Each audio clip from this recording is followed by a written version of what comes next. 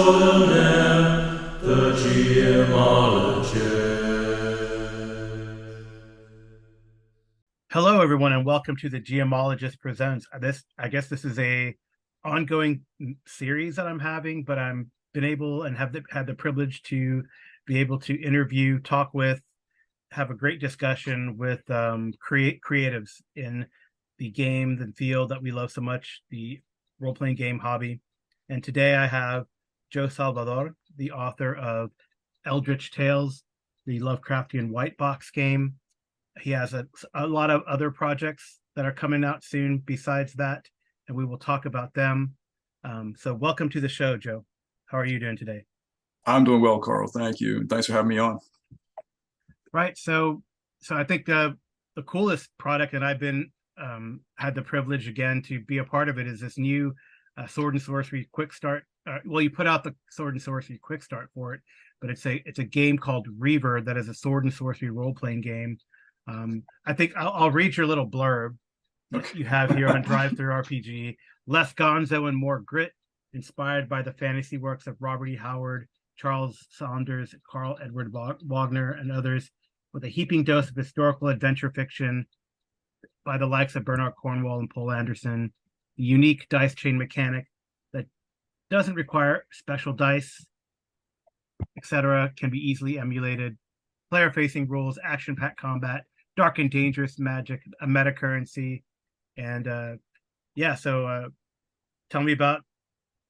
I know you can talk about Eldritch Tales because it's already there, and there's a lot of stuff for Eldritch Tales. I'm looking here on Drive Through, several adventures. It looks like a magazine, the Eldritch Inquirer, the game itself, and then a lot of like handout stock art, etc., that you did for the game. But then, I got to know you honestly, except for the occasional playing of Eldritch Tales and seeing you here and there on the Audio Dungeon Discord and other forums, through the quick start, through Reaver, through the playtester Reaver. So let's talk about Reaver first.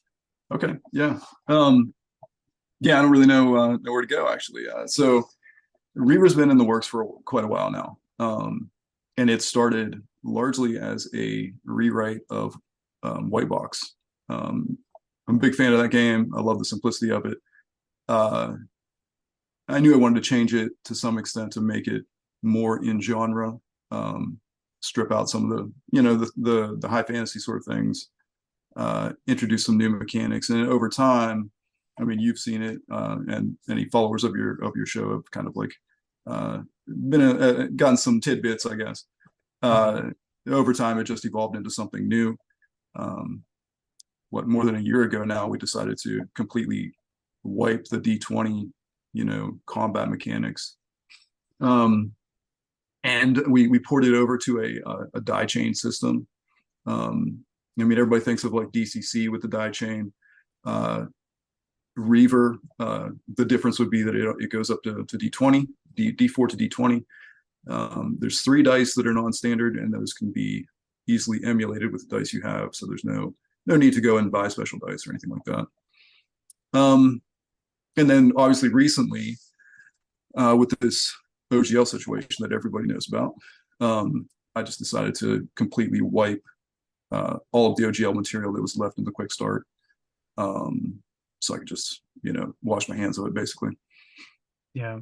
Oh yeah, that's curious you bring up the OGL. I guess as an author in the field who did kind of use the OGL for Eldritch Tales, and as a fan of White Box, like Sword and Wizardry and the like. So yeah, what does that do for? See, he said you wiped it, but what do you? I don't want to say how does it make you feel that like the future of like what I'm going to be doing. Yeah. What is it? I guess how does it change your strategy? I guess towards towards designing games and approaching and publishing, right? Yeah, like I've seen a lot of takes on it, right? Like people said that like the SRD and the OGL is kind of like a crutch for the last 20 years, and people have been just making games based on that.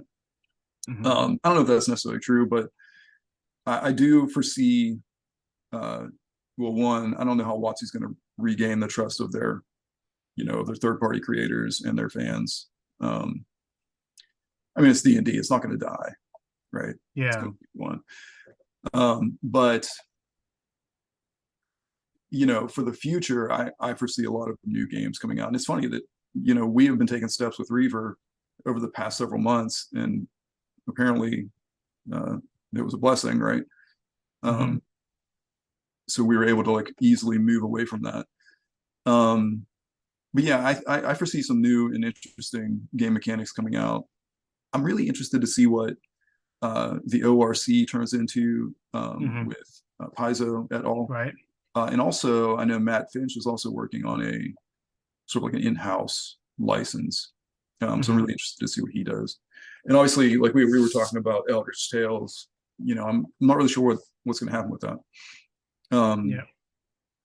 It's unfortunate. I have the Eldritch Inquirer 2 even like partly in layout. And that's just been on a back burner for a long time. I have a great little adventure from John Large, Red Dice Mm-hmm. Diaries, that was, basically ready to go. And because I've been focusing on Reaver and because of like real life, I don't have a whole lot of time to work on stuff. It's just kind of sad. So the future of that is kind of up in the air. I don't know if Eldritch Tales will get a sort of a second edition, or I'll be able to just move forward with the Inquirers without the OGL entirely. I think that's Mm-hmm. possible. But yeah, I mean, it's kind of like trying times, I think, for a lot of publishers. I mean, I don't rely on publishing for like my living, right? But I know a Yeah. lot of people do. I mean, look at Jeff Talanian. Mm-hmm. That's his thing, right? He is Hyperborea now. That's his main job. So what's going to happen with that? I worry about all that. Like that's, WotC did everybody a little bit ugly on that. Yeah. Yeah. It's crazy how they're, I guess the thing that's to me the most shocking, I don't know if it's shocking, but is how they're kind of trying to backpedal on a lot of the initial leaks that came out. But Yeah. it just seems like every time they put something down, it's just like they're digging a bigger hole. So it's almost it's becoming farcical, right? But I think what's crazy too is that there's some people I was looking at a forum or some posts that some people haven't paid attention and don't seem to be bothered by it. They just want Mm-hmm. to play the game. Um, they're just going to continue playing the game, whatever Wizards puts out, Yeah. they're gonna I mean, consume. Um, I don't know. I know sure. Five I E's mean, been that's the very take too. Like, yeah 5E's been very popular. It's absolutely. done them well, and they're making a lot of changes. I'm not a lot. They're making some substantial changes, and they're couching it in sort of this. Uh, they're couching it in like trying to protect the players and making Right. it safe for Right. everyone and accommodating and accessible to everyone. Mm-hmm. I don't know if I don't know. I don't. But then they do something. They say that, right? But then they do something Restrictive. very yeah, Very very restrictive. like what like turn of the 20th century, turn of Mm-hmm. the turn of the 20th century, not turn of Right. the 21st century, turn of the 20th century, heavy duty, heavy handed capital monopoly Right. type tactics. So that's Mm-hmm. like they're talking. Well, clearly, I mean, they're talking from two sides of their mouth, right? And Yeah. they're Yeah. saying we want to be social justice warriors, yet they to appeal to a lot of their demographic, honestly, right? Mm-hmm. But then they're going to be heavy-handed corporate, Gilded Age. Right. We're gonna Absolutely. Absolutely. You can't be both, right? crush the competition, right? Yeah. And that's obviously, yeah, I feel like that's where it's coming from, is that they want to control a larger portion of the market. Mhm. I mean, I don't know. I guess like they're a company. Companies do what companies do, I guess, right? Yeah, yeah, Um, but I mean, like you said, like a lot of players, they just play the game. They're not publishers. Then the OGL isn't really going to affect them unless they really support those third-party publishers, and they don't even know it. They're just buying stuff because it looks interesting or whatever. Maybe they just don't even realize what the restriction could do to them. yeah. Could how it could affect their table. Right. The I only mean, things thinking that they back, complain like about. I haven't been like a WotC customer, like a monthly WotC customer since like third edition, right? I was buying Mhm. all those books. Fifth edition, I have the three books, core books. and that's really it. I'm not their, I'm not their main customer. I haven't been for a long time. I like the game. 5e is a good game. I'm two, well, play by post and a sporadic, home game of 5e, and it's a great game. Yeah, I don't know. I don't know where I'm going with that. Yeah, well, I know for me, like, I think the biggest complaint I see about the new like 1D&D and what's come out for it is well, now my half elf, I can't put X, I can't put these stats on my half elf, and I think half elves are kind of broken.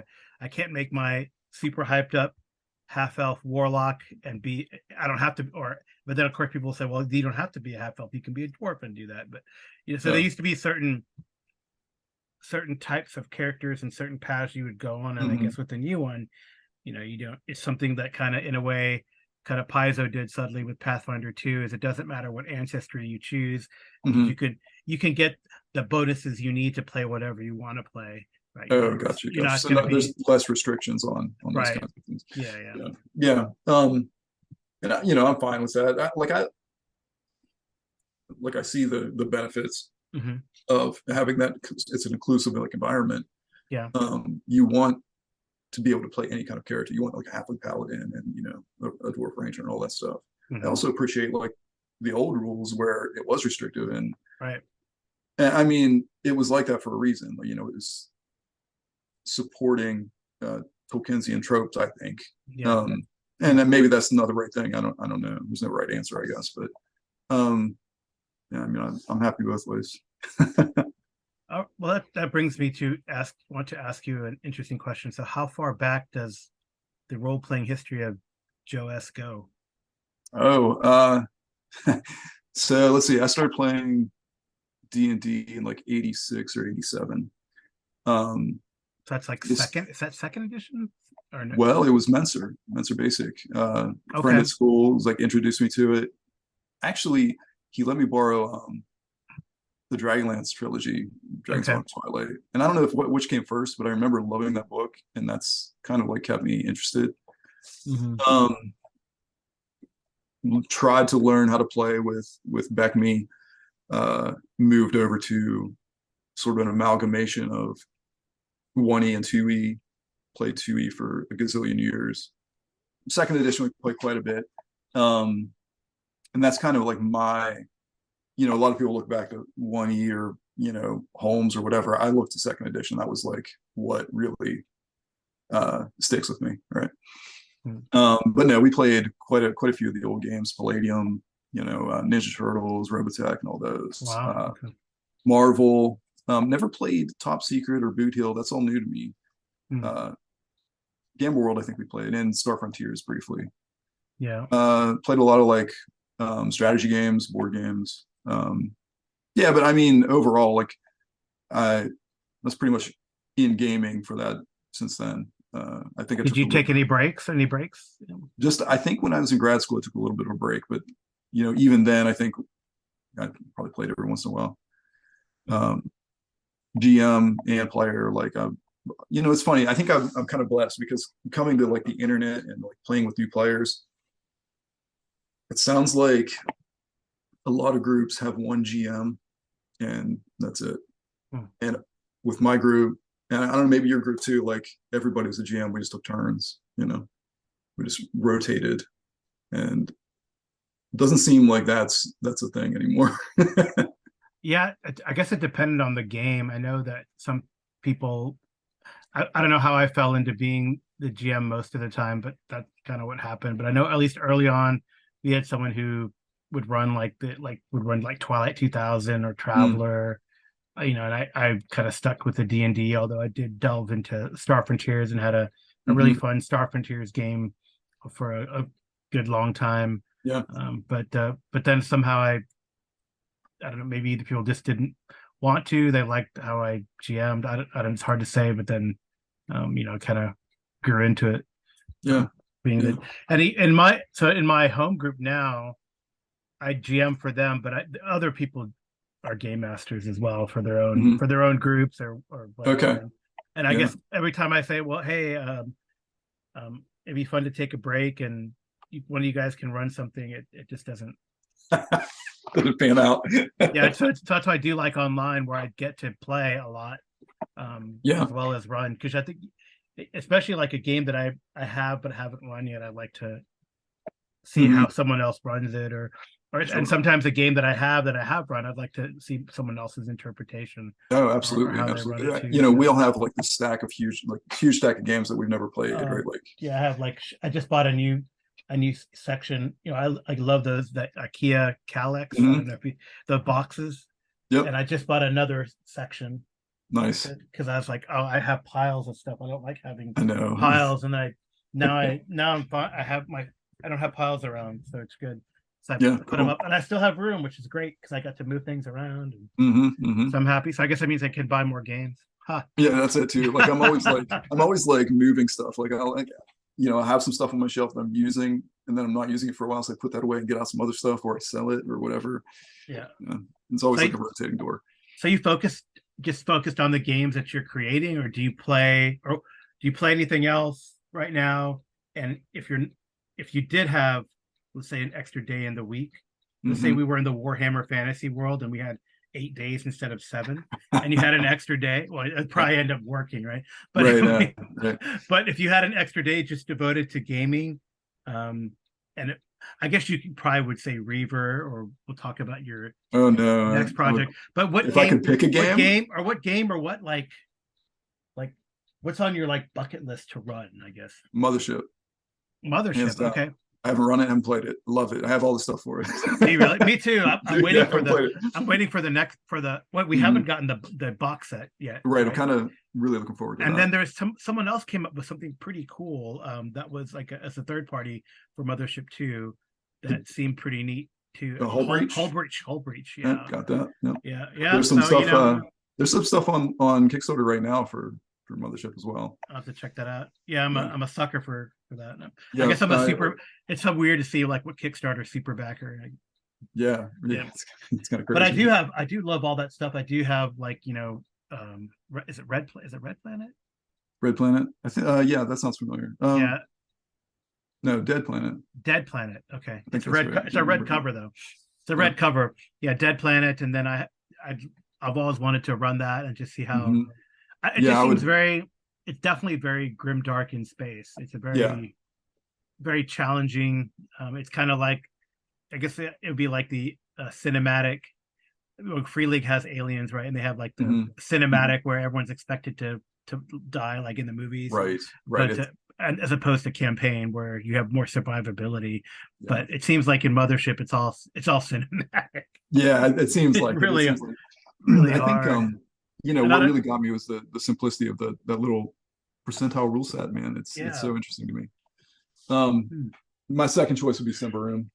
Oh I wow. love that setting. Yeah. Their own home system, Yeah, or either one, Ruins of or yeah, I do like what they did in the 5e. I've looked through it, but it just, to me, so hard to sell like a 5e game that is not, you know, Forgotten Realms. bog standard, Yeah, vanilla.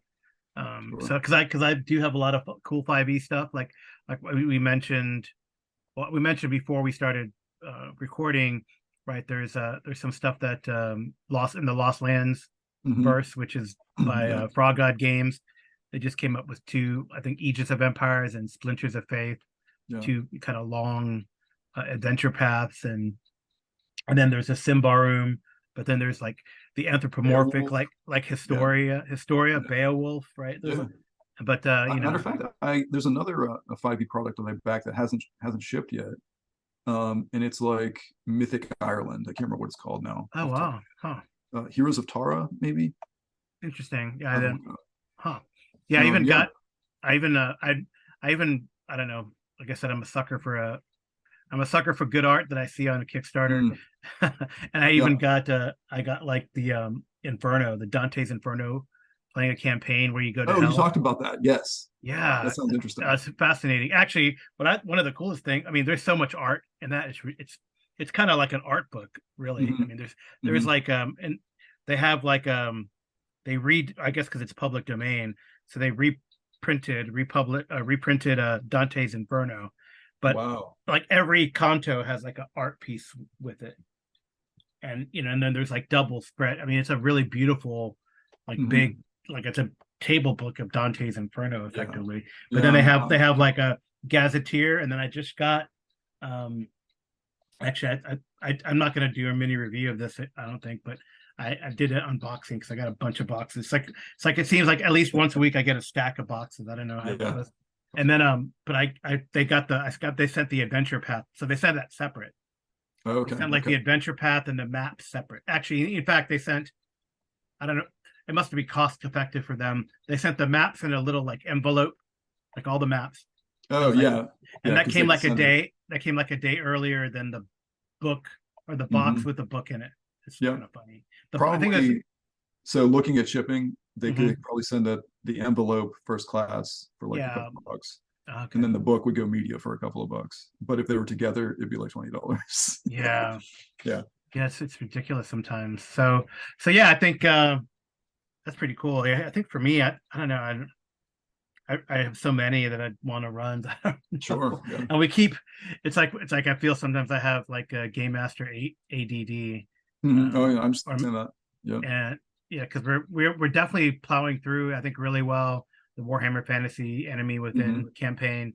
But like Twilight it seems, 2000, you still got that yeah, going on. Twilight 2000 is still going on. Tops It's a is fun still game. alive. Yeah. Yeah, Yeah. yeah, it's good. It's actually, I'll talk about. I'm going to talk about more in detail, but it was kind of cool. Is I just ran some games at BSRCon, and one of the games is like the I was going to have the results, and I'm going to have the results be canon Okay. in the campaign verse. So it was Oh, like that's cool. the B group, or I don't know if it's a B group, but it was like a group of the people in that sort of platoon that is the Hmm. Krakow Free Coalition, Yeah. and they got sent to go rescue Pope John Paul from the That's great. from a near and next the warlord next door. Hmm. So it's probably going to prompt the Silesian Krakow War in the game. So Interesting. Okay. Okay. so That's yeah, it's awesome, good. man. Yeah. It's good. Actually, a couple characters really got in. I got a player. The cool thing is there's some players that were not and they're not involved with the campaign as a whole. Hmm. I did have a couple of ringers, but Hmm. half of the people were not involved in the campaign. They really thought it was a cool sell or cool pitch, and one of them actually wants to join the campaign Oh now. yeah, that's cool. Yeah, Yeah. yeah. So it's pretty cool, and the other one I think did really well. Really enjoyed the game. They really got into it. I mean, it's kind of neat how, I mean, much like when we played Boot Hill the other day, Hmm. and people get into the voices Oh and yeah. the Yeah. tropes. Oh, they totally got into like the war Oh, that's cool. hero, the war hero trope, Oh yeah, absolutely. That sounds like the a lot of fun. southern accents, Hmm. and everything. So it's, Awesome. Yeah, what awesome. you'd expect in a group of surviving Americans in a post-apocalyptic type of Right. war is kind of neat. Right. So it's good. It's really good. Oh, and the guy who played a Polish guy, like a Polish policeman, and he got into it too. It's Yeah. really neat. Awesome. Yeah, yeah, it's Awesome. good. So yeah, Yeah. it's good. So Twilight's been going really well too. But I mean, I don't know. I have so many, and like every time I get another box or whatever, Yeah. It's yeah, it's the ages old fight between time and number of games to play. Right. yeah, It's not enough time. this Yeah. is true. So Yeah. yeah, so I think the other one that I think that's going to be going strong, and one that I wanted to do that I finally got to the table is a Traveler. So Oh I'll yeah, probably that's great. And go that's Traveler. another one I never played or had any Really? experience with. Yeah. Yeah, Yeah. maybe I'll get on the rotation for a filler game on the Reaver Yeah. Mondays. Yeah, that'd be cool. That'd be cool. There's so many games like from back in the day, like that I just didn't have any exposure to. Mhm. Cyberpunk is another one. Like I saw it on the shelf, but I never played it. Never read Dang. it. Yeah.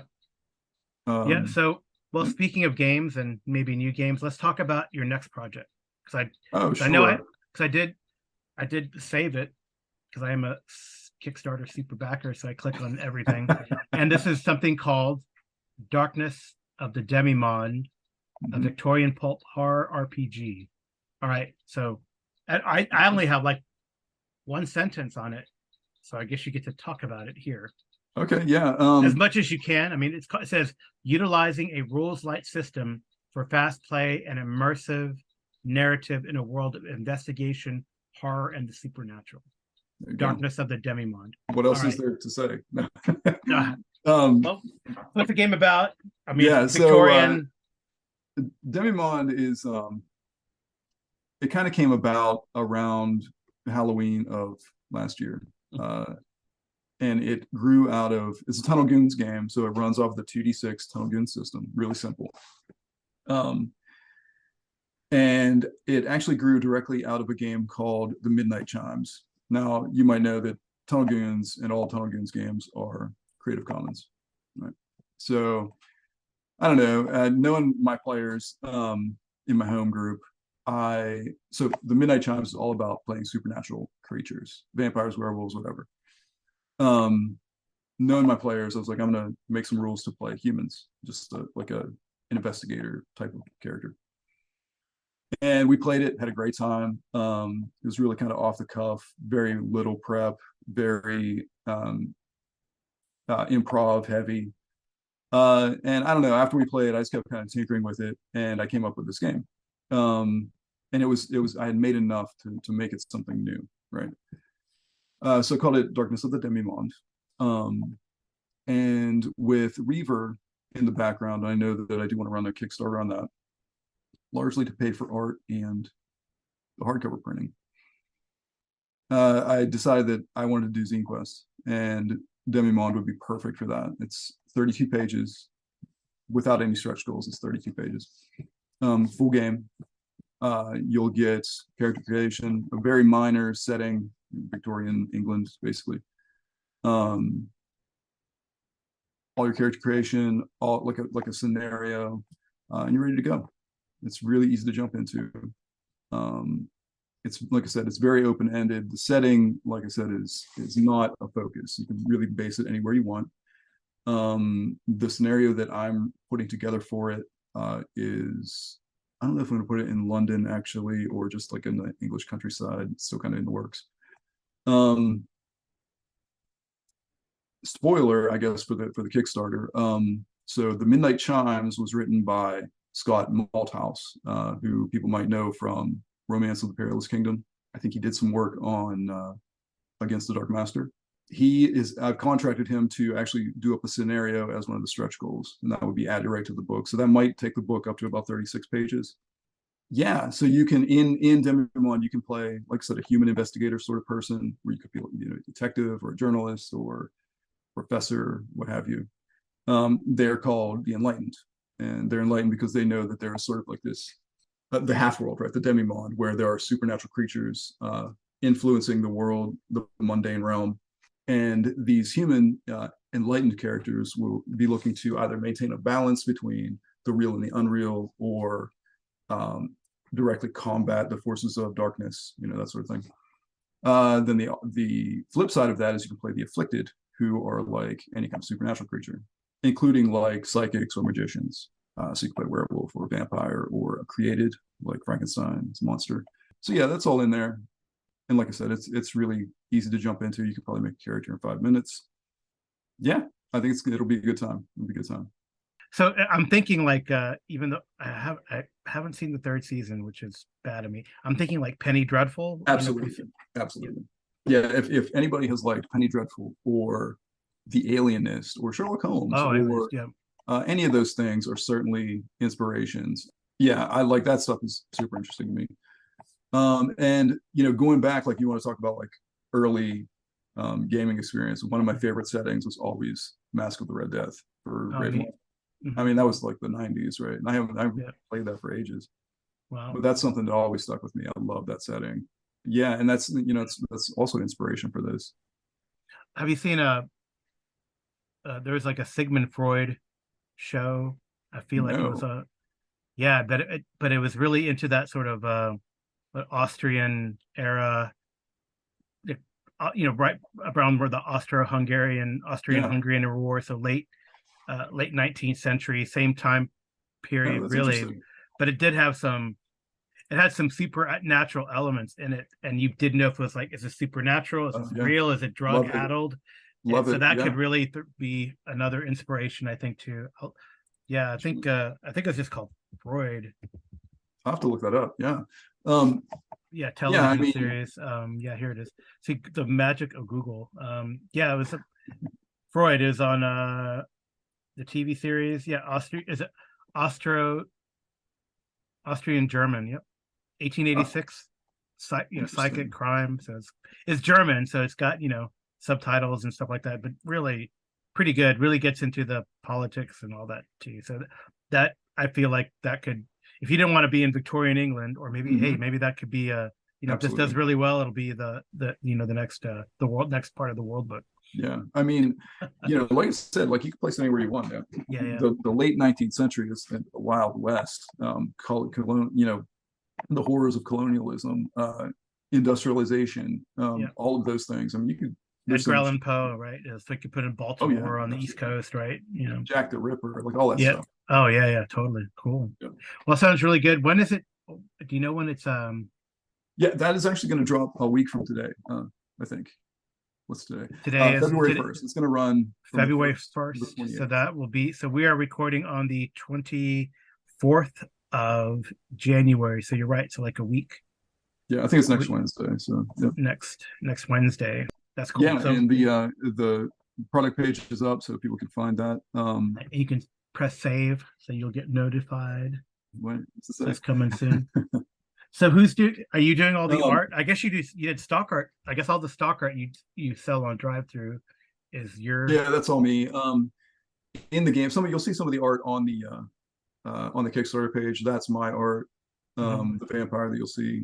I did some stock art in that as well. I love like watercolor and that sort of thing. So I go on market, and there's these great artists on there that do like sort of like scenery or whatever. Yeah. It's great for like just spot art. Um, yeah, so there's gonna be some stock art and my art. Yeah. Okay. As far as I guess as far as like backing levels and rewards, there will be a PDF only. There will be PDF plus print on demand coupons, so you would just get it directly from drive through that shipped to you. Mhm. And then the big one is a limited edition, signed and numbered, saddle stitched copy that will be printed through Mixam. It'll Oh, have a wow. special cover. Well, it'll have a soft, what they call the soft touch cover, which is supposed to feel Okay. like leather. Oh, is that? Um, I guess on the product on the preview page, there's like this thing with like black background and silver. that'll be the cover. That'll be the cover for Uh, both versions. Yeah, but dang. it looks like leather, and you see it up Yeah, I close, love those. so it'll feel like. Yeah, man, Joe, I hate you. I'm Looking at yourself. I know I'm a sucker for that type of stuff. I mean, like Yeah. I even though I subscribe, for example, to Paizo, and I Mhm. get all the adventure paths. I've been a subscriber since Rise of the Rune Lords, honestly. Wow. Yeah. But I from Dragon's Lair, my gaming store that I here in San Mhm. Antonio, Texas. I bought the deluxe Abomination Vaults all in one with the nice Nice. faux leather, and I did that with the Kingmaker has that faux green leather. I bought the Warhammer Fantasy, the Bestiary, the zoo book. I had to buy Mhm. it with the yeah. All right. Well, Cool. Cool. I probably Yeah. The thing well is, good. I'll be dropping probably at that level. oh, Yay. sounds good. Sounds good. That's actually going to be limited edition. I'm only going to print. Well, there's 100 available, so Yeah. uh, Wow. first come first serve. There you Um, go. I have to print a few more than that just for wastage and to send to my support. Wow. Like Well, software. that sounds very exciting. Looking forward to it. And actually, since we've been talking, I'm reminded, or it finally came to my mind, that you also did some work, and you mentioned Northwind Games, Jeff Talanian earlier. You did some work in Hyperborea. Yeah, I Yeah, did the indeed. Forgotten Fane of the Coiled Goddess is by Joe Salvador. Yeah.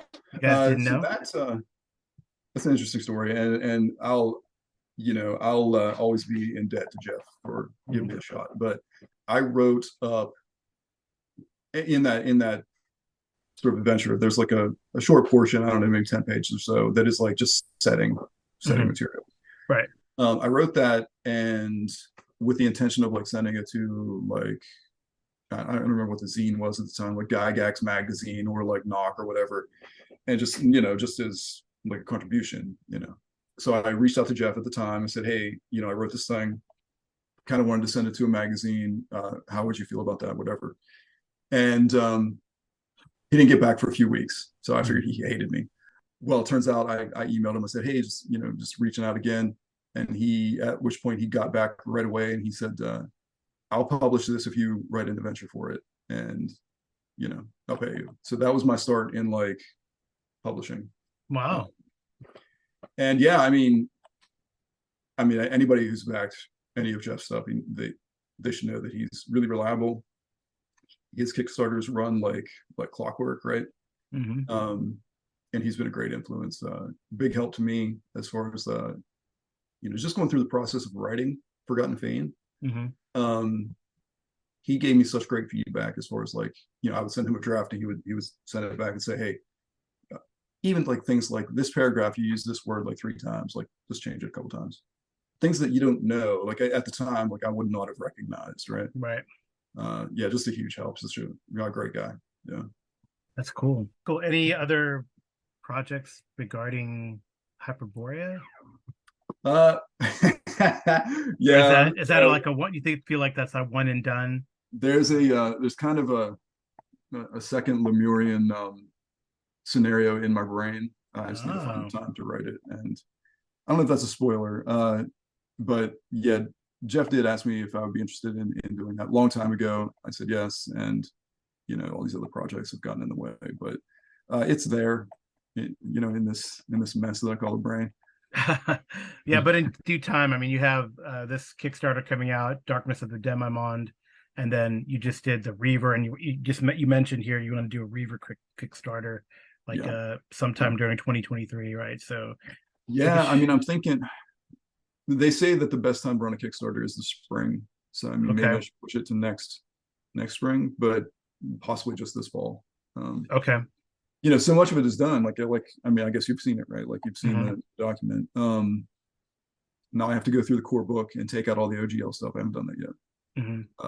I have to finish the setting, and the GM section. Once that's done, we'll be good to go. I intend to get some art, kind of pre-production, probably a cover and some of the interior art. I know my good friend Marcin S, my artist, is ready to go. I just talked to him today, actually. Yeah. I just need to kind of get the text squared away so I know where I need art, and we'll get a few pieces in. Well, cool. Yeah. Well, yeah, I'm definitely looking forward to it. And looking forward to all that you produce. I've really enjoyed Reaver, and I'm grateful to be a part of it. And I appreciate that, man. I hope that my listeners hear these things that Joe's coming up with and are be very excited to see them in the near future. 1 week and a day from today, probably yeah. So February 1st is when the February Zine 1st. Quest project is going to be starting, and then we'll look forward to Reaver, the full book in the future. And the quick start's really neat. Uh, it's it's a lot more than you. I mean, it's It's big. big. It's It's big. 96 pages, and Yeah. it's got setting, a mini gazetteer setting, um, the Yeah. rules, an adventure. Yeah. I mean, if you want to talk about that, first off, I appreciate you as a player, man. Like your input has been extremely helpful, and like I don't even know if the game would be where it is without you and Jason and everybody else that we play with. Yeah, Your feedback's thank you. always greatly appreciated. But yeah, no, the majority of a game, all these role playing games, is like the combat stuff, really. So a lot of that is in there. Like you're getting most of that in the quick start. Obviously, you're missing character creation and the full spell list and all of that. Right. But there's quite a bit there. The scenario that is in it presents two plot hooks, major plot hooks, and I ran that every other week for at least 3 months, maybe 4 months. I got a lot of play out of that. Oh, they're long. So you couldn't really do this as like a Oh one no, you shot. can absolutely. I ran it as one shots as well. Oh, okay. You kind of pick your setting, or you pick your plot hook, start and media res, and just go from it. Oh, good. Um, Maybe that but will it's come. really written as kind of like a sandbox, and you can just let it keep going. Oh, Yeah. that's cool. Well, that's good. Yeah, I mean, convention season's coming up. I just finished BSFCon online convention, but I like to go to I almost said Camericon, that doesn't exist anymore. Chupacabra Con in Austin, and then North Texas RPG Cool. Con. So I don't know, Yeah. maybe I'll try to run some Reaver and That let would you be know how amazing. let That'd you be know how it amazing. goes. Yeah, I Yeah. definitely want to do some of these quick starts and stuff like that. Yeah.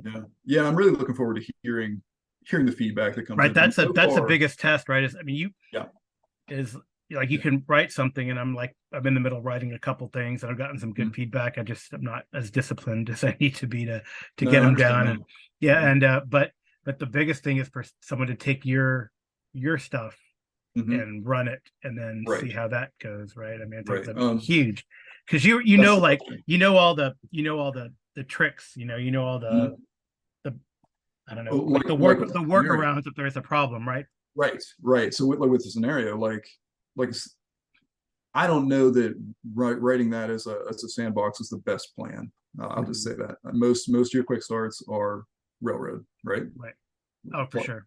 Go from here to there to there. That's not how I run games, and that's not how I wanted to write it. So I mean, I can understand if somebody gives me a hit on that. Mhm.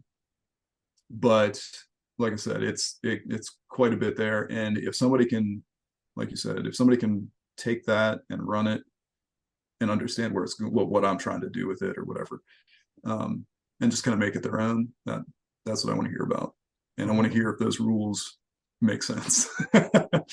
Yeah. Yeah. Neat, neat. All right. Well, I got one last question for you, Joe, and Sure. honestly, I'm still debating if I'm going to put this into the podcast. But our last name Salvador Rodriguez. A lot of times when someone asks you what's your name, Mm-hmm. we don't pronounce it like the ethnic way. Mm-hmm. Yeah, I usually default to Rodriguez. You Sure. probably to Salvador. Yep. But hey, how does it feel? I mean, there are not as a lot of I would say Hispanic Americans, Mm-hmm. people that have a similar background like you and I. They're more and more No, in the absolutely. hobby and you feel you have a responsibility. Is that too heavy? Is that too heavy a question? Is that too heavy a burden? But I mean, That is a heavy question. how do you feel Um, about that? I mean, it- I feel like I've always felt this, right? So even growing up, mhm. that was that both gaming and heavy metal music were the places that it didn't matter the color of your skin, what Right on. the accent on how you pronounce your last name or whatever. It was Hmm. always a welcoming environment. So Yep. I've always felt that way in the RPG hobby. But then it's as an author, you reach out to other people too. So how do you Hmm. feel about being a Hispanic American, I guess, in the gaming industry? Or, That's a huge question, and honestly, let's not. I mean, it's not something I think about a lot. I guess I guess I feel blessed, right? It's interesting because before we started recording, I said that my Hispanic ancestry is pretty far in the past, right? Like uh, my my father was half mestizo and half like European mutt. So I'm only 25% Hispanic. Um, and my grandfather would always say that he was half Mexican, whatever that means, and half Indian. And um, I believe that we are either Aztec or Pura Picha people. I don't know if I said that right, Pura Pica. And like I said, that's kind of like a lost. It's horrible to say, but it's kind of like a lost history in the family, right? And I guess being Americans, that's just kind of like what happens. What is interesting to me is my dad, God rest his soul, would never have said he was Mexican. hmm, He always said he was Indian. And I think that probably is part of his time growing up, the 40s and the 50s, the 60s. That wasn't the time to say that you were not white, mhm. right? Even my grandfather, I wish I could show you a picture on audio, but uh, I have a picture of my grandfather wearing like a mock headdress, and he looks like he's right out of like John Wayne movie. But yeah, I mean, I that's something that I've embraced myself. Like I'm happy to say, yeah, I'm Mexican. Everybody thinks I'm Italian because I'm tall and dark haired. Everybody calls me Salvatore, right?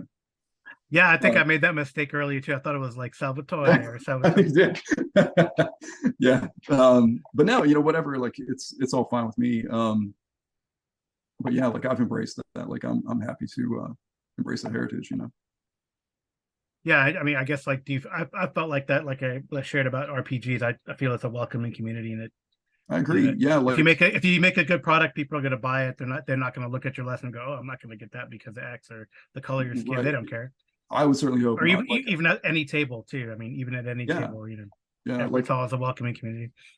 with Reaver, I've I play tested that with you guys and with a few other groups online and at Origins of what was it, 2021, I think. And that I had a great experience there. I played with African American gentlemen's plural.